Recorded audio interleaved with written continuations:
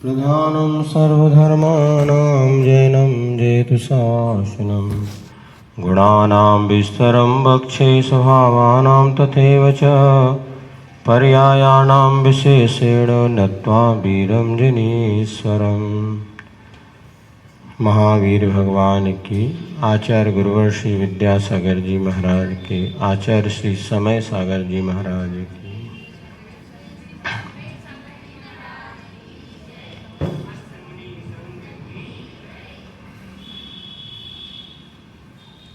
प्रमाण और नए की चर्चा चल रही है, जिसमें नए और प्रमाण के व्युत्पत्ति परक अर्थ क्या होता है, इसकी चर्चा करते हुए कल कुछ सूत्र आपके सामने रखे थे। द्रव्यार्थिक, पर्यायार्थिक आदि 9 प्रकार के नए कहे गए थे।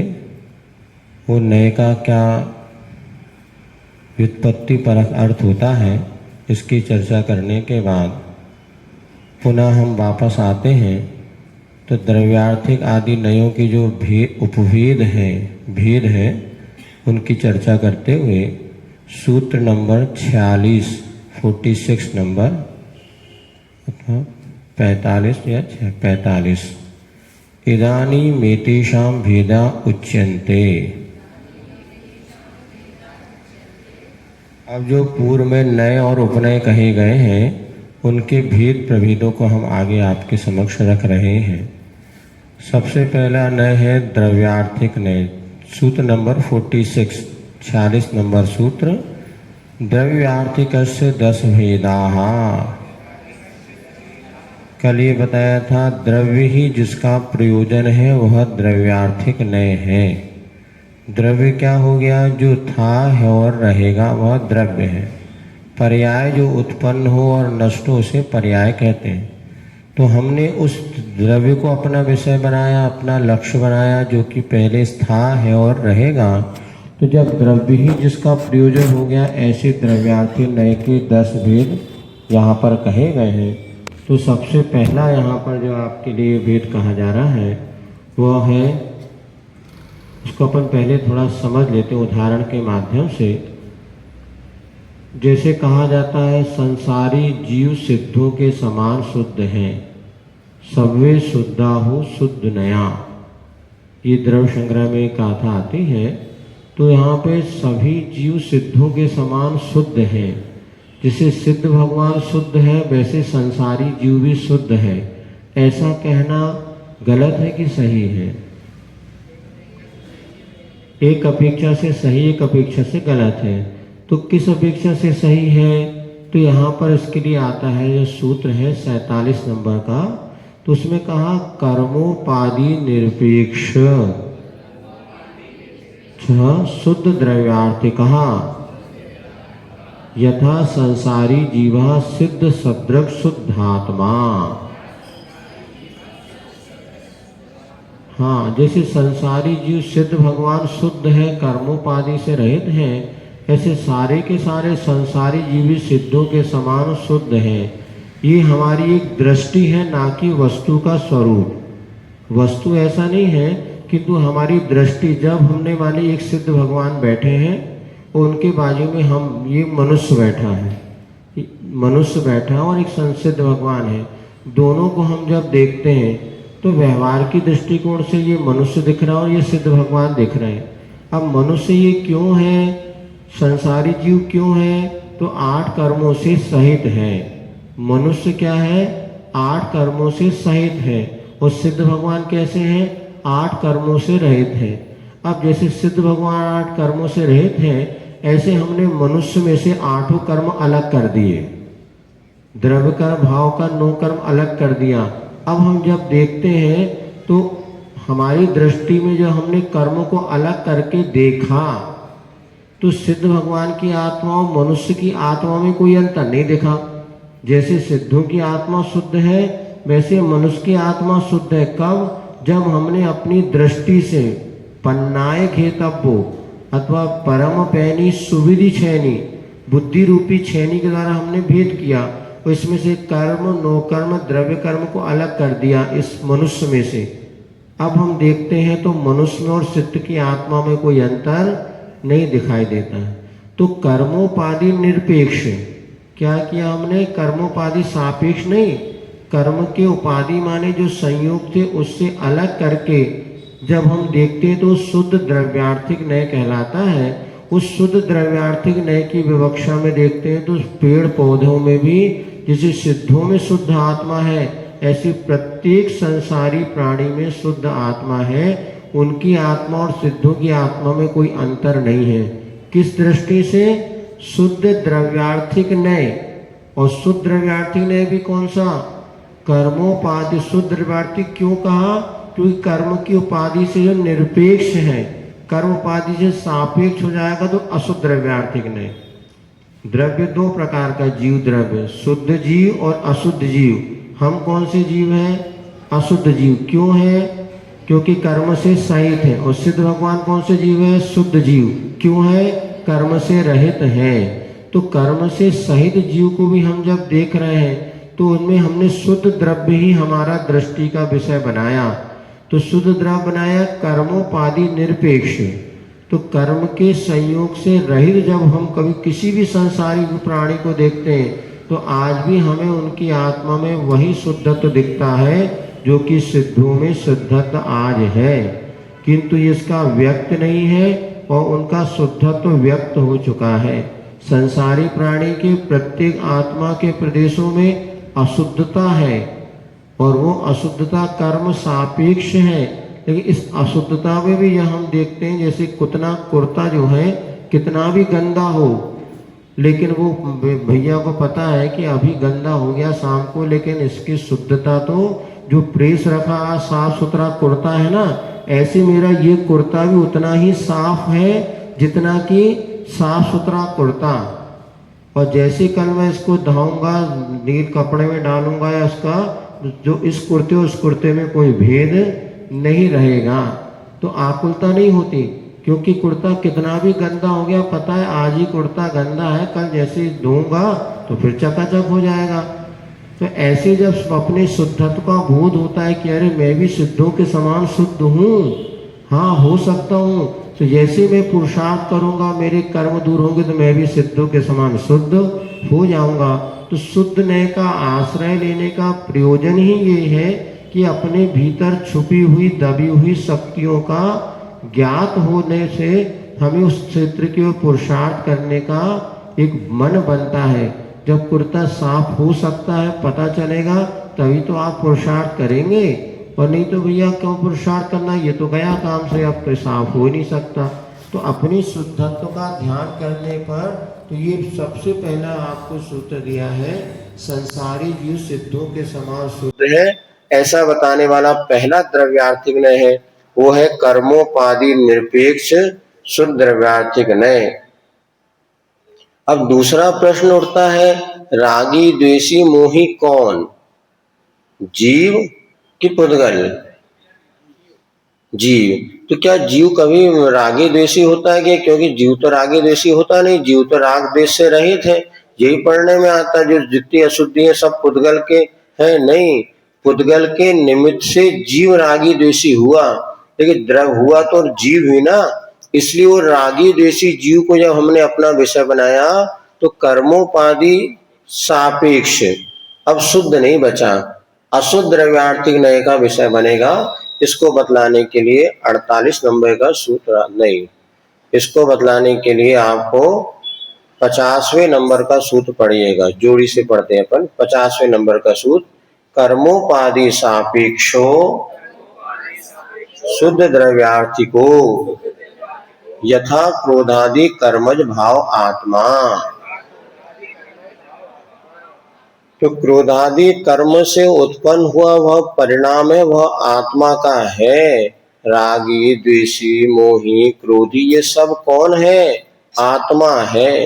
क्यों है, क्योंकि क्रोध कर्म के उदय से जो जीव की परिणति बनी वह क्रोधी आत्मा। तो क्रोधी आत्मा शुद्ध हुआ कि अशुद्ध हुआ, अशुद्ध हुआ, क्योंकि कर्म के सापेक्ष है।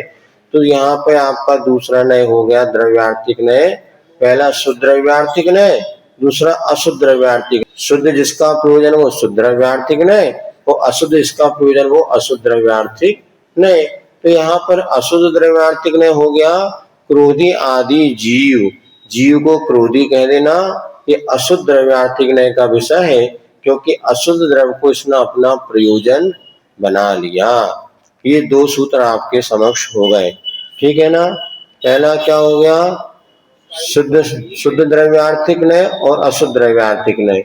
एक कर्मोपाधि निरपेक्ष होने से शुद्ध है और कर्मोपाधि सापेक्ष होने से अशुद्ध है।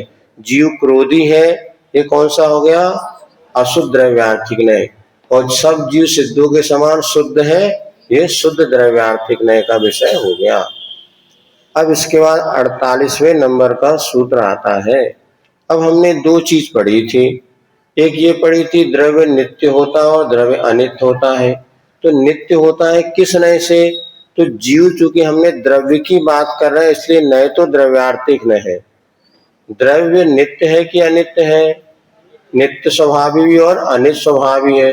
नित्य स्वभावी क्यों है, तो उसमें ये समझना हमने तीन बातें पढ़ी थी प्रत्येक द्रव्य में, उत्पाद व्यय और द्रव्य। तो जब हम उत्पाद व्यय को गौण कर देंगे, हम पर्याय को गौण करके जब मात्र द्रव्य की ओर देखते हैं तो द्रव्य था, है और रहेगा। तो उत्पाद व्यय को गौण कर देना, अभाव नहीं कर रहे हम, लेकिन इस समय हम उत्पाद व्यय की चर्चा नहीं करके हमारी दृष्टि में मात्र द्रव्यपना है। तो ये 48वें नंबर का सूत्र आता है कि द्रव्य नित्य है तो किस नय से है, द्रव्य नित्य है ये तो हम मान रहे हैं, तो किस नय से है, तो पहला शुद्ध द्रव्यार्थिक नय का विषय है, क्योंकि हमने शुद्ध द्रव्य को अपना विषय बनाया। फिर क्या विवक्षा रखी, उत्पाद व्यय गौणत्वेन सत्ता ग्राहकः, शुद्ध द्रव्यार्थिको यथा द्रव्यम नित्यम।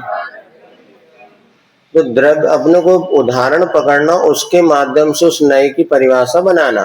तो द्रव्य को नित्य कहा तो चूंकि द्रव्य था और रहेगा इसलिए शुद्ध द्रव्यार्थिक नय का विषय बना, लेकिन इसमें हमने उत्पाद व्यय को गौण कर दिया और सत्ता यानी द्रव्यपने को ग्रहण कर लिया।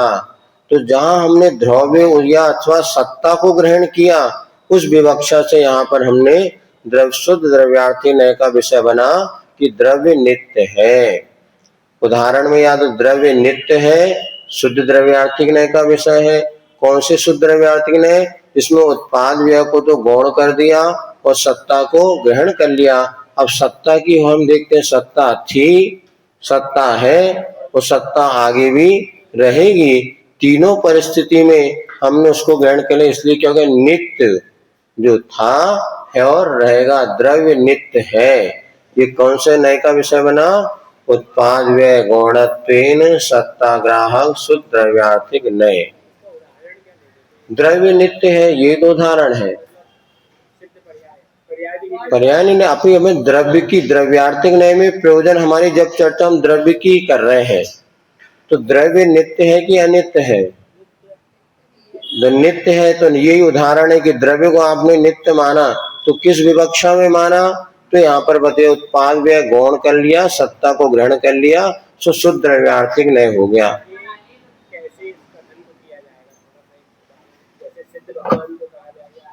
सिद्ध नहीं, जितने भी द्रव्य हैं, जैसे धर्म द्रव्य है, तो धर्म द्रव्य नित्य है कि अनित्य है, नित्य है, क्योंकि था अनादिकाल से है, आगे भी रहेगा, अनंत काल तक बना रहेगा। तो जीव है कि नहीं, जीव नित्य है कि अनित्य है, नित्य भी है अनित्य भी है। क्योंकि द्रव्य की अपन देखेंगे तो नित्य है, पर्याय की दृष्टिकोण देखते तो अनित्य है। वही अपन जो बार बार पढ़ते आ रहे हैं ना, द्रव्य की दृष्टि से नित्य है और पर्याय की दृष्टि से अनित्य है। तो द्रव्य की दृष्टि में भी कौन सी द्रव्य दृष्टि और सूक्ष्म से पढ़ रहे हैं, स्वर्ण ले लो, सोना है, हर पर्याय में कंगूटी आदि सभी में सोना ही है। हम कल पर उत्पाद भी अभी गौण कर दिया हमने, हम उसकी चर्चा नहीं करें। जैसे घर में जब विवाह होता है तो दो बच्चे हैं, मान लीजिए दुकान एक ही है, तो जब बड़े बच्चे की शादी होनी होती है तो भैया छोटा कुछ नहीं करता, वो तो यूं बैठता है, वो तो बड़ा ही बच्चा सारी दुकान संभालता है, खरीदी करता है, सब उसी का ही है। छोटा को तो अभी पढ़ लिया जाएगा, नौकरी करके दूसरा काम करेगा। और जब बड़े को ब्याह होगा, बोले बहुत अच्छा। अब बोले बड़ा कुछ नहीं करता, वो दुकान तो छोटा चलाता है, बड़ा तो सिर्फ बैठता है, बाकी उसको भी कैशियर का, बाकी जो है हमारा छोटा ही लड़का सारी खरीदी करता है, सब कुछ जानता तो यही है। अब देखो, जब जिसकी मुख्यता गौणता हो गई, अब जिसका ब्याह होना उसी के तो गुण गाए जाएंगे। अब जिसका हो गया उसके क्या गुण गाना, और जिसके नहीं हुए तो उसी। तो यहाँ पर अपने सत्ता, अभी अपने को नित्य की बात करना, तो भैया सत्ता को ग्रहण करेंगे, बाकी उत्पाद व्यय को हमने गौण कर दिया, अभी उसकी चर्चा नहीं है। अभी तो हमारे सामने इसकी चर्चा जो है, जिसके उसी के बाजे बजने, उसी की गुण गाओ, ऐसी स्थिति है। ऐसा अब जैसे जैसे अब जो महाराज है उन्हीं को अच्छे से हार कराओ। अब बड़े महाराज आ गए तो छल्लक जी गुण गाओ, छल्लक जी आए तो महाराज के कहोगे बे नहीं आए, बे नहीं आए, बे अरे बे नहीं आए भैया, जो आए उनके तो साथ से करा लो। कई बार हम लोग आचार्य महाराज के साथ और हम लोग ऐसे होता था, अब कहीं चौके मतलब आचार्य महाराज के बहुत दिन से आ नहीं और अब उन पड़क जाओ, तो आहार तो कम कराए, वे गुण ज्यादा गाए कि आचार्य महाराज नहीं आ रहे, इतने दिन हो गए, हमने जे कर लो। अरे भैया पहले हमारे तो साथ से करा लो, जो सामने आए उनको तो करा नहीं रहा, जो नहीं आया तो उनकी कुछ फर्क ज्यादा हो रही है, जल्दी खाओ पियो भग लो बेटा। अब इन्हें अपने खिलाफ चर्चा ही नहीं कर रहे कि महाराज आप अच्छे से ले लो, वो तो वही करे कि वे नहीं आया उनकी चर्चा है। इसलिए जो सामने हो उसी की पूजा करो, और बाकी जो पीठ है उसको गौण करो उस समय। हाँ, चतरे श्रावक ऐसे और होना भी चाहिए, क्या बात है, हमारा कहना ये गलत भी नहीं है। अब देखो, जैसे जो भगवान अपने मूल नायक है उन्हीं के गुण अपन गाएंगे। अब पार्श्वनाथ तो महावीर के गाय गुण गाए, बताओ कितने लोग महावीर की पूजा करते पार्श्वनाथ के सामने बैठ के, बताओ। और कितने लोग पार्श्वनाथ उनके गुण गाएंगे। ये तो हमारा लोक व्यवहार है कि भले हमें महावीर है, फिर भी हम पार्श्वनाथ सामने बैठे, उनका बहुमान तो होना चाहिए। अब पार्श्वनाथ बैठे तो महावीर महावीर के गुण गाओ तो उन्हें कैसे लगे, भले उन्हें कछु ना लगे, लेकिन आप भी तो सोचो पड़ोस में क्या कहेंगे, देखो भगवान मूल नायक बैठे तो उन्हें तो जरगनी चढ़ा रहे हो महावीर की चढ़। कई बार ऐसा कहते हैं ना लोग कि पूजन 5 पूजा करनी है महाराज, तो मूल नायक की करनी जरूरी है कि है। भैया करो तो नहीं करे, अपने भगवान कौन तुम्हारी निंदा, कोई नाराज हो रहे, लेकिन नहीं यार मूल नायक की नहीं करेंगे तो ऐसा ना हो कि अच्छा ना लगे। मुझे आप लोग भी समझते हैं, तो अगर पार्श्वनाथ के मंदिर में तो पार्श्वनाथ की पूजा कर लो, सुमतिनाथ के मंदिर में सुमतिनाथ करो, आदिनाथ में आदिनाथ की पूजा तो करनी है। ऐसा लोग बनाते, देवसास गुरु की कर ली, फिर 24 तीर्थंकर कर ली, फिर मूल नायक की कर ली, बाद में समय मिले तो आचार्य श्री की कर ली, और फिर अपने एक आध पर्व की पूजा कर ली। 4-5 पूजा तो निपटाना ही है। निपटाने नहीं भैया, करनी है। ऐसे होता तो यहाँ पर अभी अपन ने उत्पाद व्यय को गौण कर दिया, और सप्तक शुद्ध द्रव्यार्थी। अभी इसमें आप पढ़ेंगे आगे, बहुत आनंद का विषय है और समझने का विषय है। अब यहाँ पर आपने उत्पाद व्यय को गौण किया, सत्ता ग्रहण कर लिया। अब यदि आपने उत्पाद व्यय को भी ग्रहण कर लिया और सत्ता को भी ग्रहण कर लिया तो हम अशुद्ध हो गया। द्रव्य कहता मैं तो तभी शुद्ध जब आप उत्पाद व्यय को गौण करोगे, तो मैं नित्यपना मेरा शुद्ध। अगर आपने उसको ग्रहण कर लिया तो मैं अशुद्ध हो जाऊंगा। तो कैसे अशुद्ध होगे, तो 51 नंबर सूत्र आता है, उत्पाद व्यय सापेक्षो अशुद्ध द्रव्यार्थिको यथा एकस्मिन् समये द्रव्य उत्पाद व्यय द्रव्यात्मकम। अब यहाँ पर एक समय में उत्पाद भी है, व्यय भी है और द्रव्य भी है, तीनों चीज आपने ले लिया।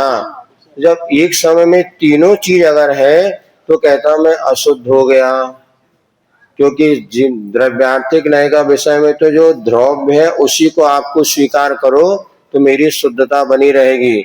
यदि आपने उत्पाद व्यय को भी ले लिया, अब मेरा शुद्धपना समाप्त हो गया। आपने उत्पाद व्यय क्यों लिया आपने, तो अशुद्ध द्रव्यार्थी न्याय का विषय हो जाएगा। ऐसे पर्यायार्थिक न्याय में अगर आपने सत्ता को ले लिया, वो पर्याय शुद्ध हो गई। पर्यायार्थिक न्याय भी अभी आएगा तो करेंगे। तो यहाँ पर आपने चूंकि उत्पाद व्यय को ले लिया तो कहता अब मैं तो अशुद्ध हो गया। एक ही समय में उत्पाद व्यय द्रव्य तीनों होता कि नहीं होता, एक समय में ही जीव में उत्पाद भी है, व्यय भी और द्रव्यपना भी है, तो ये बनेगा अशुद्ध द्रव्यार्थिक न्याय का विषय। लेकिन आपने उत्पाद व्यय को गौण कर देते तो बनता शुद्ध द्रव्यार्थिक न्याय का विषय। तो एकस्मिन् समये द्रव्यम उत्पाद व्यय द्रव्य, एक ही समय में द्रव्य में उत्पाद व्यय ध्रुव पाया जाता है, ऐसा कहना अशुद्ध द्रव्यार्थी न है। उत्पाद व्यय सापेक्ष, अगर उत्पाद व्यय निरपेक्ष होता तो शुद्ध द्रव्यार्थिक न, और उत्पाद व्यय सापेक्ष हो गया तो अशुद्ध द्रव्यार्थिक न। इस प्रकार से आपका द्रव्य के साथ आपने एक समय में तीनों चीज ले ली, उत्पाद व्यय और द्रव्य, ऐसा हो गया। अब इसके बाद आपसे पूछा जाए कि यहाँ पे सोना और अंगूठी है, आत्मा और ज्ञान है, इनमें भेद है कि अभेद है? हाँ, अभेद भी और भेद। जो अपन 21 स्वभाव पढ़ के आए थे वो, तो भेद स्वभाव भी और अभेद स्वभाव भी है। तो यहाँ पर पूछ रहे हैं अभेद कैसे है, द्रव्य अभिन्न कैसे, गुण पर्याय स्वभावों से। इसके लिए यहाँ पर 49 नंबर का सूत्र आता है। भेद कल्पना निरपेक्ष शुद्धो द्रव्यार्थिको यथा निज गुण पर्याय स्वभावाद द्रव्यमभिन्नम। बोलिए।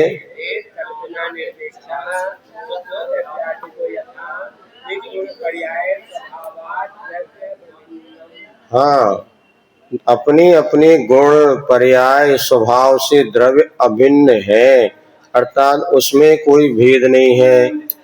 गुण और गुड़ी में भेद नहीं है। ठंडा का हो या पानी का हो, दोनों एक है। पानी और ठंडे में कोई अलग अलग नहीं है। ठंडा पानी कहते से ही पानी और ठंडा एक है, तो अभेद विवक्षा होगी। गुण और गुड़ी में अभेद है। इसी प्रकार पर्याय और पर्यायी में, पर्याय क्या हो गया? पानी उसकी पर्याय हो गई, जो भी पर्याय, जल पर्याय, और वो पर्यायी उसका हो गया, उसका स्वामी जो हो गया वो पर्यायी हो गया, जिसके आधार से वह रहता है। जैसे गुण और गुड़ी कहा, पर्यायी कहने से क्या हो गया? द्रव्य। द्रव्य कहो अथवा जो पर्याय को धारण करने वाला कौन? पर्याय को धारण करने वाला कौन? द्रव्य। और द्रव्य को पर्यायी भी कहते हैं। गुण को धारण करने वाला कौन? गुणी। पर्याय को धारण करने वाला कौन? पर्यायी। और स्वभाव को धारण करने वाला कौन? स्वभावी। तो गुण पर्याय स्वभाव, इन सबको धारण करने वाला, इनमें भिन्नता नहीं है, तो इनमें अभिन्नता है। जैसे ज्ञान हो गया गुण और आत्मा हो गया ज्ञानी, तो ज्ञान और ज्ञानी गुण गुणी हो गए। वस्तु एक ही है, उसके उच्चारण संज्ञा भिन्न भिन्न हो गई। तो गुण और गुणी में भेद है कि अभेद है? कथनचित अभेद भी और कथनचित भेद भी है, क्योंकि जहाँ पर गुण का प्रदेश है वहीं पर गुणी का प्रदेश है। जहाँ आत्मा है वहीं ज्ञान है, जहाँ ज्ञान है वहीं आत्मा है। आत्मा अलग हो ज्ञान अलग हो ऐसा नहीं है।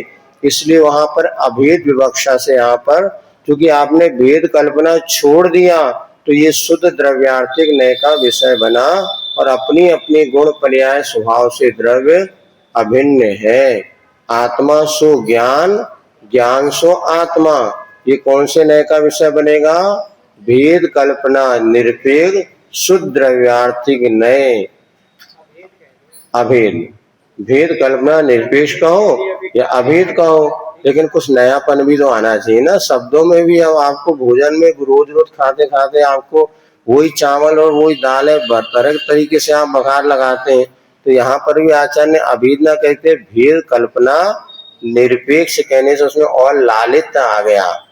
शुद्ध द्रव्यार्थिक ने कौन सा? जो भेद कल्पना से निरपेक्ष है, ऐसा वह निज गुण पर्याय स्व द्रव्य अभिन्न है।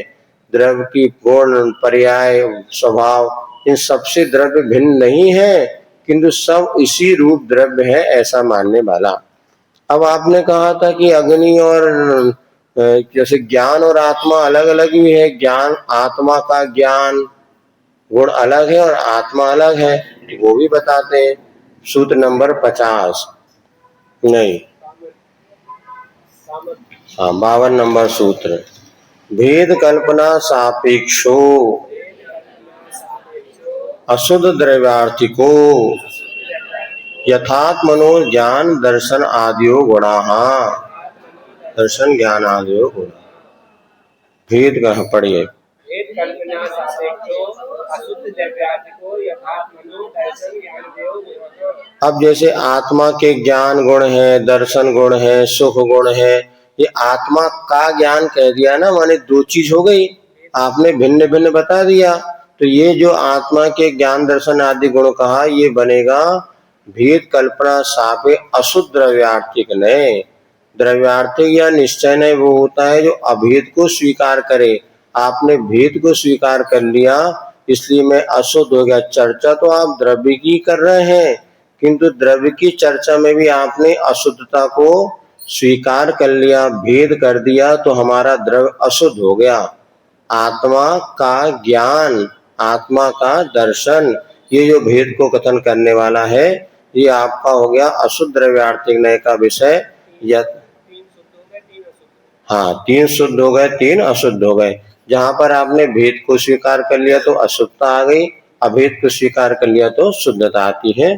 तो ये भेद कल्पना सापे अशुद्ध द्रव्यार्थ नहीं यथा आत्मनो ज्ञान दर्शन आदि हो गुणा। ठीक। अब इसके बाद बताते हैं अन्वय सापे द्रव्यार्थिक नय।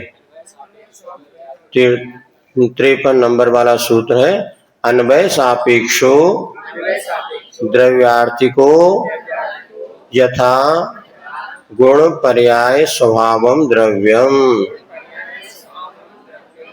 हाँ,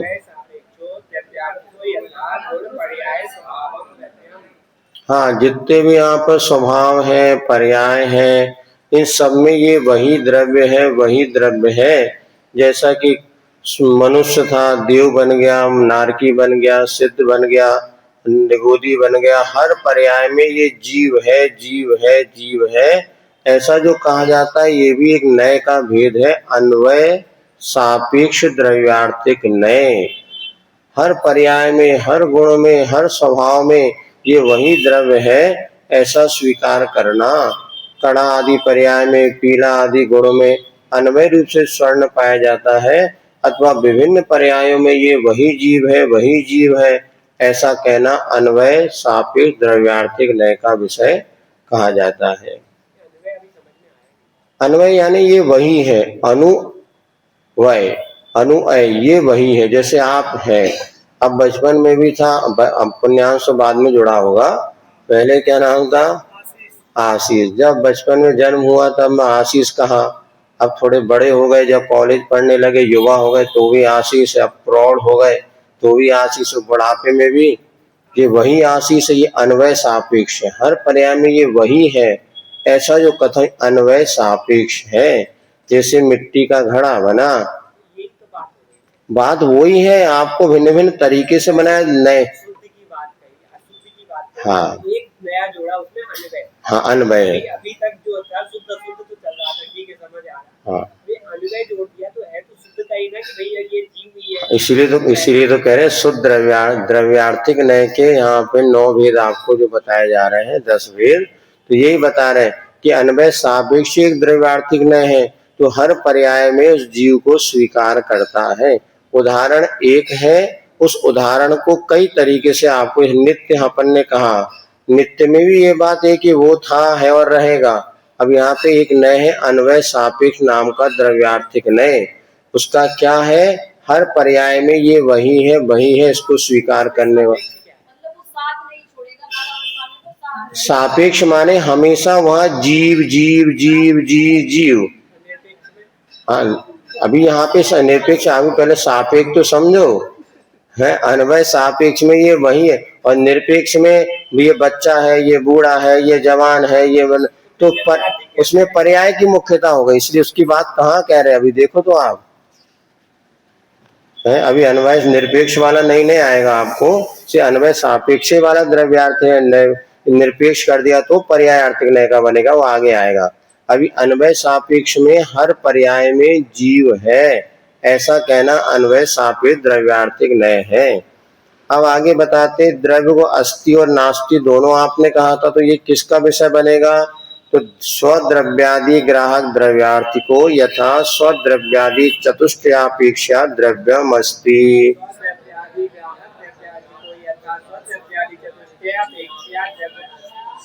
हाँ, स्वद्रव्यादि ग्राहक ने स्वद्रव्य क्षेत्र काल भाव की अपेक्षा से जो द्रव्य को स्वीकार करता है, इस नए की अपेक्षा से द्रव्य अस्थि माने है। जो 21 स्वभाव में अस्थि स्वभाव कहा था वह स्वद्रव्य क्षेत्र काल भाव की अपेक्षा द्रव्य है, ऐसा कहना यह भी द्रव्यार्थिक नय माना जाता है। तो द्रव्यार्थिक नय कौन सा है? तो स्वद्रव्यादि ग्राहक नाम का द्रव्यार्थिक नय है, जो स्व चतुष्टय की अपेक्षा से वस्तु को स्वीकार करता है। उसी में ये उसके 10 भेद चल रहे हैं। अब एक बार में अपन पूरा डिवीजन कर दो और क्लियर हो जाएगा। उनकी चर्चा वो 21 भाव में जो पहले द्रव्यार्थी जो 21 स्वभाव बताए गए थे वो किस विवक्षा से बना, इसलिए कहा था ना इन 21 स्वभाव को अब प्रमाण और नय के माध्यम से हम समझेंगे। पहले कहा था 21 स्वभाव को कैसे जाना जाए, तो उन्होंने कहा था प्रमाण और नय के माध्यम से। तो प्रमाण से तो हमने सामान्य बोध प्राप्त कर लिया, नय के माध्यम से अगर आपने कहा था 21 स्वभाव में द्रव्य अस्थि भी है और नास्ति भी है, ये पेन है पुस्तक नहीं है, ये कौन सा नय है? तो द्रव्यार्थिक नय को जब हमने द्रव्य को विषय बनाया तो स्वद्रव्य जब हमने स्वद्रव्य क्षेत्र काल को ग्रहण किया तो स्वद्रव्यादि ग्राहक द्रव्यार्थिक नय हो गया। और हमने कहा ये पुस्तक नहीं है, तो 55वें नंबर का सूत्र आता है पर द्रव्यादि ग्राहक द्रव्यार्थिको यथा पर द्रव्यादि चतुष्टय अपेक्षा द्रव्यम नास्ति।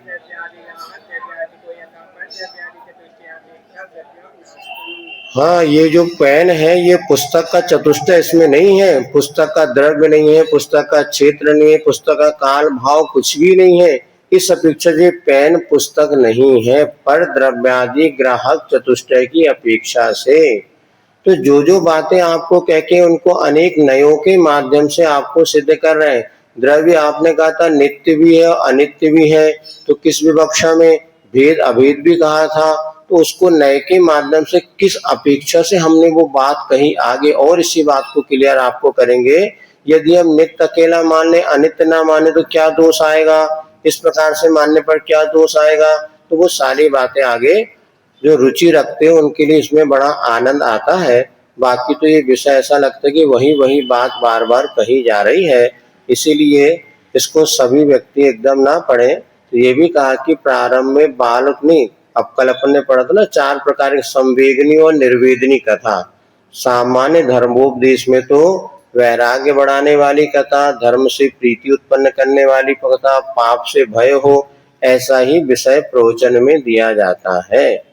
लेकिन विशेष जो तत्व ज्ञान को प्राप्त करना चाहते हैं उनके लिए सामान्य पब्लिक ना भी हो तो भी उनको तत्व ज्ञान के विषय में इस तरह से वह तत्व को विशेष रूप से हृदयंगम कराने का प्रयास किया जाता है। वो पूछ रहे थे महाराज कितने लोग बैठते हैं, हमने कहा हमारे 3 चलक जी तो पक्के हैं, फिर बाकी जितने आ जाए तो वेलकम, नहीं हो तो कम से कम अपना स्वाध्याय तो हो ही रहा है। क्योंकि देखो बात तो निश्चित है, सबका विषय पल्ले पड़ेगा नहीं और सबकी रुचि उतनी भी रहती नहीं है। वो तो महाराज इतना ही बढ़ा दो, ज्यादा है तो तत्व सूत्र जी पढ़ा दो और श्रावकाचार्य पढ़ा दो, छेड़ा, इससे ज्यादा कहीं भी समाज में पढ़ने वालों की रुचि है ही नहीं। 2 4 10 विद्वान कहीं मिल जाए जिनके, हाँ क्या करेंगे, अब वो ये उतना ही उनके दिमाग में नहीं जा पाता ना, जितनी बार पढ़ते फिर भूल जाते, तो महाराज फिर से पढ़ा दो, जो भी साधु संगति मिलती है।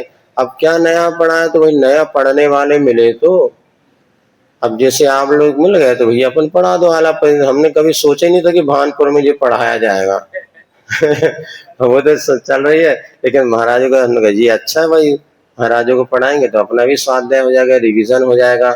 और जरूरी नहीं हाई एमएससी पढ़ने वाले तो विद्यार्थी 5वीं काम ठीक है, तो पहली क्लास में तो नहीं, आपका तो लाभ हो रहा है, आपने स्वाध्याय किया तो आपको आनंद आ ही रहा है। नहीं सभी का है, बाकी अच्छा है। तो यहाँ पे आपको यही चर्चा की वास्तव में विषय तो है, कई बार अपने को लगता है इसमें कोई सार नहीं, कोई रस नहीं, किंतु नीरस होते हुए भी इसका रस उसी को आता है जो नीरस के लिए ही पुरुषार्थ कर रहा है। हाँ, क्षीरस श्रावी रिद्धि, नीरस में भी रस ले लेता है वो। अब यहाँ पे द्रव्य जो नास्ति कहा नहीं है तो इस विवक्षा में उसको नास्ति कहा। अंतिम जो द्रव्यार्थिक नय है, परम भाव ग्राहक द्रव्यार्थिको यथा ज्ञान स्वरूपात्मा अत्र अनेक स्वभावानां मध्ये ज्ञानाख्या परम स्वभावो गृहीता। हाँ, तो परम भाव ग्राहक द्रव्यार्थिक नय, जैसे अपन ने कहा था पारिणामिक भाव की प्रधानता वहां पर होती है। तो आत्मा कैसा है किसी ने पूछा, तो हमने क्या ज्ञान स्वरूपी आत्मा है। तो आत्मा में तो बहुत सारे गुण थे, स्वभाव थे, किंतु किसी एक की मुख्यता से हमने कथन किया, अथवा ये मानना पारिणामिक भाव जो किसी कर्म की अपेक्षा नहीं रखता था, ऐसे गुण की अपेक्षा हमने कहा भैया आत्मा तो ज्ञान स्वभावी है। क्योंकि ज्ञान जो है किसी कर्म की अपेक्षा नहीं, वो तो उसका प्रकृति है, स्वभाव है। आत्मा ज्ञान स्वभावी है तो पुद्गल जड़ स्वभावी है। तो आत्मा का ज्ञान स्वभावी, हमने आत्मा का यद्यपि दर्शन भी है और भी अनेक स्वभाव है, किंतु एक किसी की मुख्यता से कथन कर देना परम स्वभाव परम भाव ग्राहक द्रव्यार्थिक नय है। अथवा वहां पर कहा था पूर्व में पारिणामिक भाव की मुख्यता से जहां पर कथन हो, ये कौन है, तो जीव है। इसके पास क्या पाया जाता है, जीवत्व तो पाया जाता। तो जीवत्व कौन सा भाव है, तो पारिणामिक भाव है। तो जहां पर पारिणामिक भाव की मुख्यता से कथन हो, वह परम भाव ग्राहक द्रव्यार्थिक नय है। ये 10 प्रकार के द्रव्यार्थिक नय पढ़े थे। फिर से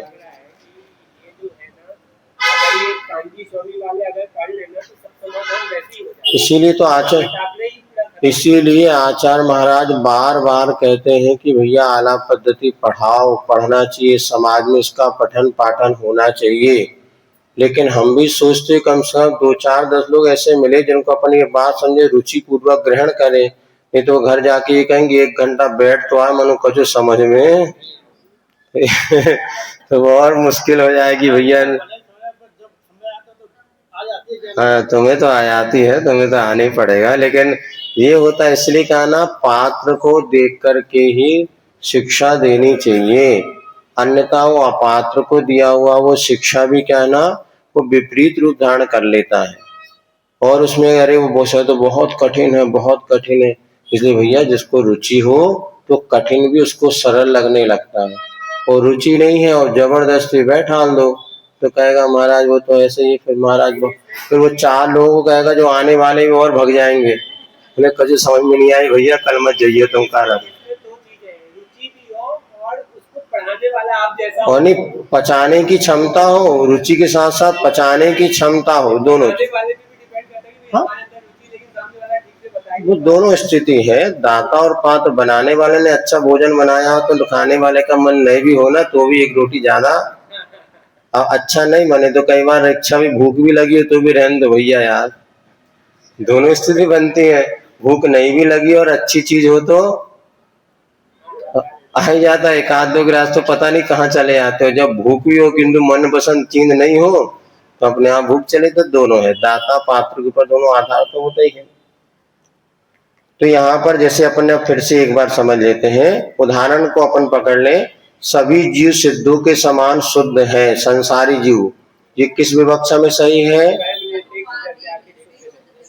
हाँ, जीव क्रोधी है। हाँ, अब यहाँ पे आपको कहा था द्रव्य नित्य है। हाँ, गौण उत्पाद व्यय गौण सत्ता ग्राहक शुद्ध द्रव्यार्थिक नय। द्रव्य में एक ही समय में उत्पाद व्यय ध्रुव होता है,